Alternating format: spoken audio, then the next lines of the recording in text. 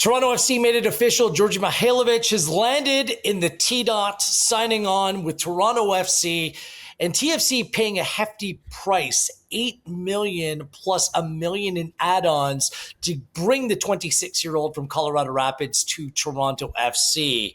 Does it surprise you, Oliver Platt, Toronto FC flexing their financial muscle at a time where getting the balance sheet right has been priority in a time where they just shed two big salaries and two big name players in Lorenzo Insigne and Federico Bernardeschi? Yeah, a little bit for the reasons you mentioned, like a lot of money, obviously, to get Insigne and Bernardeschi off the books. I think there's been a lot of discussion, not just about Toronto FC, but MLSE in general, and the direction they may be going in with a change of ownership. So to see them, lay out $8 million for a player here did surprise me a little bit, but I think it's a pleasant surprise, certainly should be for TFC supporters, because it demonstrates that the club is still willing to operate like a big club in MLS. To flex their financial muscle somewhat, on a team like Colorado in this case, who aren't as big spenders, and take away their best player in the middle of the season. I think that's how you want to see TFC behaving within MLS. So, I think he's a really good player. I think it's a very good signing for TFC.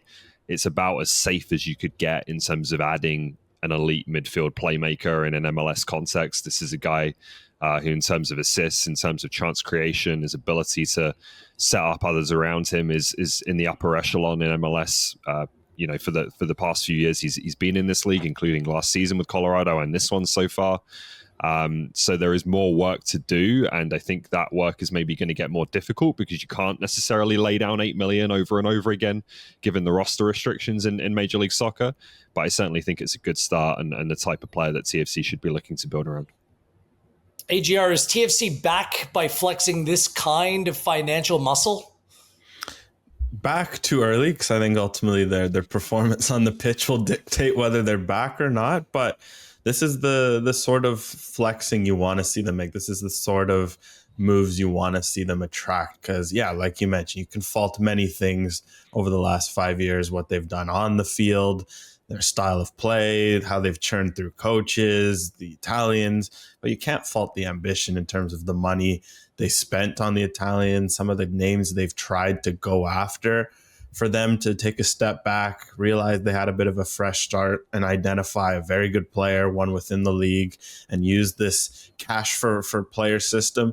There's only really been hits looking at some of the names. I know we mentioned it earlier in the week, guys like Jack McGlynn, Evander. You look at the wider list, Dejan Joveljic for Sporting KC. I thought that was a bit of a tidy move, poaching him from the LA Galaxy. This is a great mechanism to get guys from within the league that, for whatever reason, might not be in the most ideal of situations. Maybe they're at a club where their salary isn't as high as it should be. Maybe they're behind a guy where at their club. In Colorado's case, they've kind of shown they're open to selling guys. They sold Moise Bambito last year for a very big fee. They're kind of wanting to develop young guys and move them on. Mihailovic, of course, isn't a young guy, but when you come out for $8 million plus add-ons, they're not going to say no. And for TFC, it was a shrewd move because that was the exact player they need. And what's great is they can build around him. With Insigne and Bernardeschi, there's always this pressure of now. With Mihailovic, there isn't that same pressure because you can still take a year to build things around him, and he's going to be 27. You're not dealing with some ticking clock, some ticking time bomb here.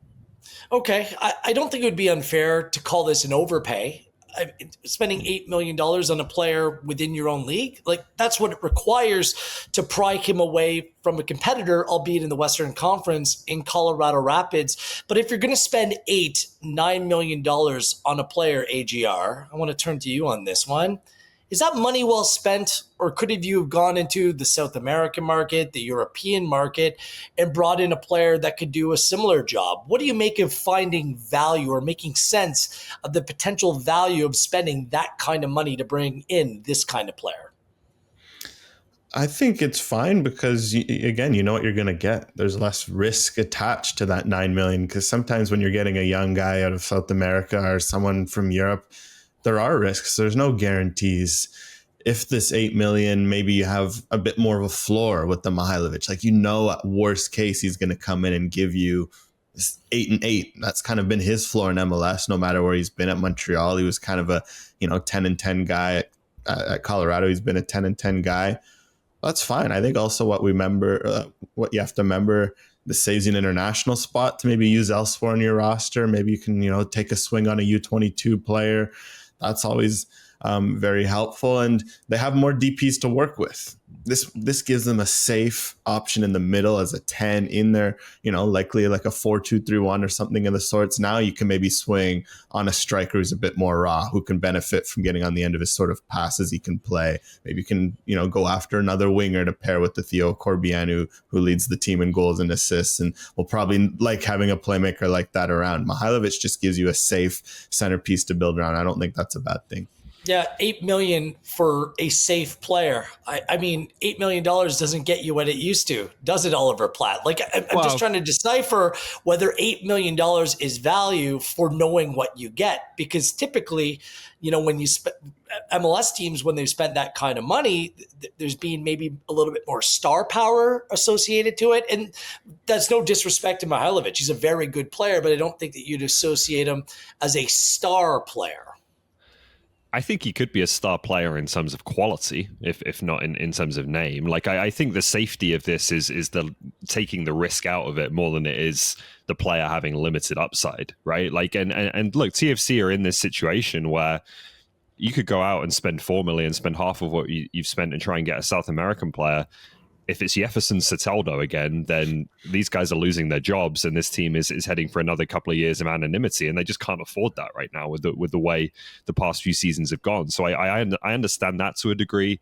The overpaying, I don't really have a problem with it to get this kind of sure thing, which I think Mihailovic is pretty close to in Major League Soccer. What comes next, like I mentioned, is the more difficult part, and is the part where I still have questions, because modern MLS, you don't win with one of these guys. You need 4, 5, 6 around this caliber.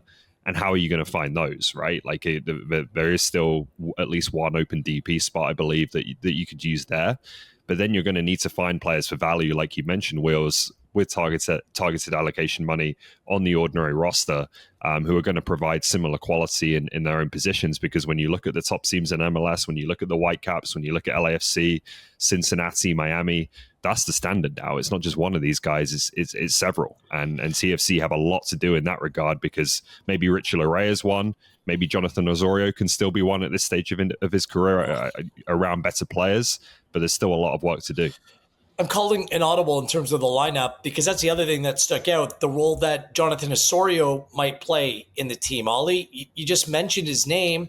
Can he play in a 2 behind Mihailovic? He's a big earner, an important player for this club, at least traditionally has been. Does it indicate maybe a shift in role or a shift in priority when it comes to Toronto FC and the way that they're going to play? I think that's where Osorio should be playing at this stage of his career, is deeper in midfield. I think that's where he's played his best football this season. I don't think it's been his best season overall, which is why I asked the question as to whether he's still one of those players. I wouldn't have done that a couple of years ago. But yeah, particularly now you're bringing in, an advanced midfielder who's going to be the guy for this team in that role. For me, the future for Osorio at this stage of his career is playing a bit deeper, using his intelligence, using his experience in that kind of position. Okay, you okay with that as well, AGR, really quickly?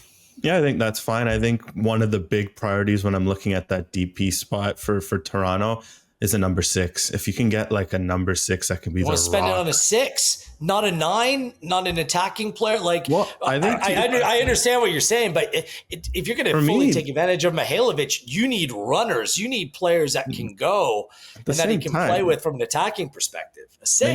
They never replaced Michael Bradley in the last era. They never, like, prime Michael Bradley in the 2010s, in the 2020s, they never had a prime Michael Bradley. I think TFC, they're going to be a 3 DP plus 3 U22 model.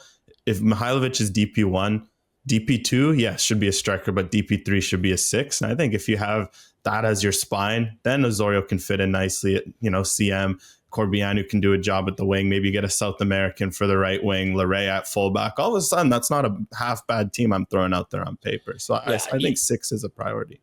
It's absolutely a priority. They need legs in the midfield. They were light before this, and I'm not sure what that does to solidify that position.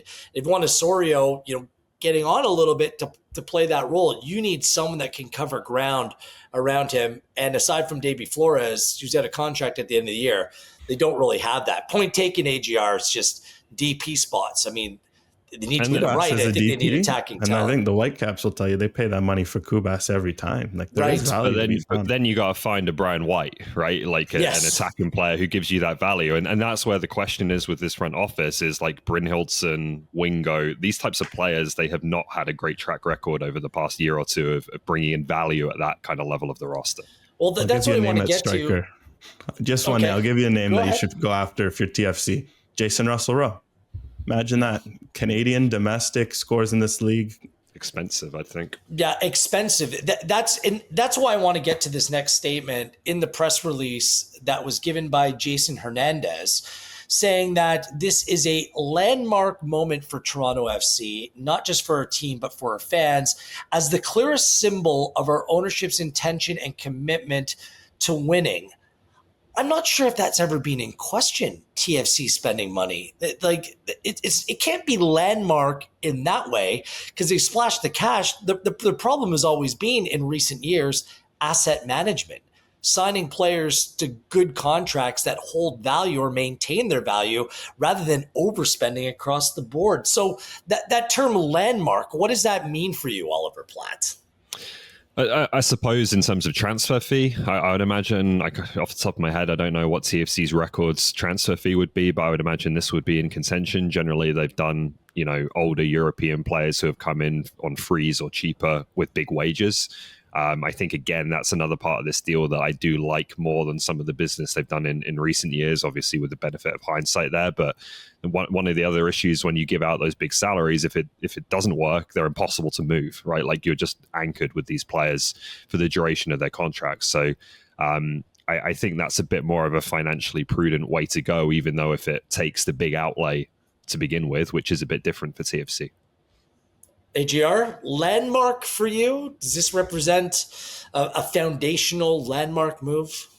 Well, I think what the key statement is the clearest symbol of our ownership's intention and commitment to winning, because Bernardeschi and Insigne, great players, but they were marketing vehicles. You're not buying those guys. Like a big reason you're buying those guys is to fill the stadium, to get the Italians engaged, to attract a certain community. With Mihailovic, there's no marketing here. You're not buying him to fill your stadium. You're not getting him to get a certain market. You're getting him because you think he's making your team better. So it shows that TFC, for them, this $8 million is all about improving the team, and I think that's what they want to show, that they're throwing money around to make them better because they know that's what matters more than filling stadiums and attracting certain markets.